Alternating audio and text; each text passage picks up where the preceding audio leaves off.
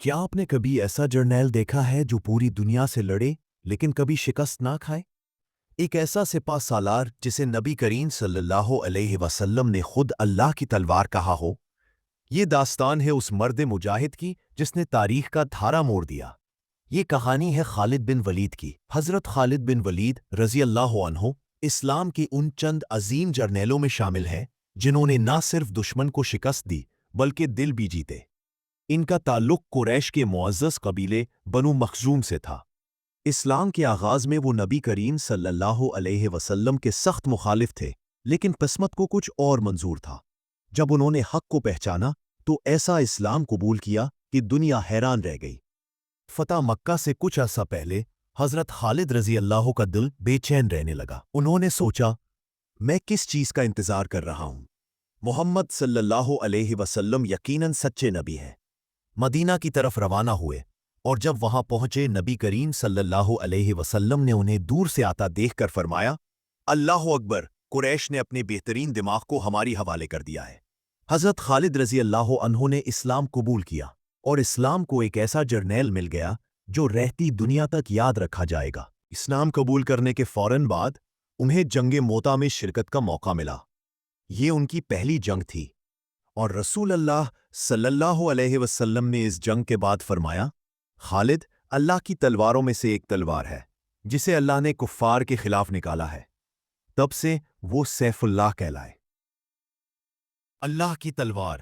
اس جنگ میں انہوں نے ایک کے بعد ایک 9 تلواریں توڑ دیں، لیکن پیچھے نہیں ہٹے، فتح کا جھنڈا بلند کیا، اور امت کو ایک نیا ہیرو مل گیا۔ پھر آئی وہ جنگیں جنہوں نے دنیا کے طاقتور ترین سلطنتوں کو ہلا کر رکھ دیا۔ یرموک کا مارکا، جہاں ہزاروں رومی سپاہی حضرت خالد کے سامنے ٹک نہ سکے۔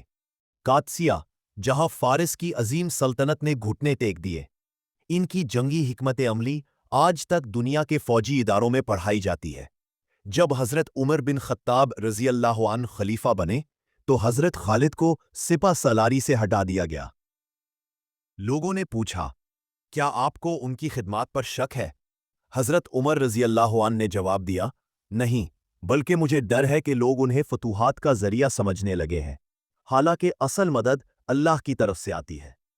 حضرت خالد نے اس فیصلے کو بغیر کسی شکایت کے قبول کر لیا۔ یہ ان کے ظرف کی انتہا تھی۔ حضرت خالد بن ولید کی خواہش تھی کہ وہ شہادت کی موت پائے، لیکن تقدیر کو کچھ اور منظور تھا۔ انہوں نے کہا، میں نے اپنی زندگی میں 100 سے زائد جنگیں لڑی، لیکن آج میں بستر پر مر رہا ہوں جیسے بکری مرتی ہے۔ یہ اس مرد مجاہد کا کرب تھا جو مرتے دم تک جہاد کا متلاشی رہا۔ آج حضرت خالد بن ولید ہم میں نہیں، لیکن ان کی تلوار کی گونج، ان کی جیت کی بازگشت اور ان کا جذبہ آج بھی زندہ ہے۔ اسلام کو ایسے ہیروں پر فخر ہے۔ اگر آپ کو حضرت خالد کی یہ کہانی متاثر کن لگی ہو تو اس ویڈیو کو ضرور شیئر کریں تاکہ یہ پیغام ہر دل تک پہنچے۔ سبحان اللہ، کیا عظیم جرنیل تھا!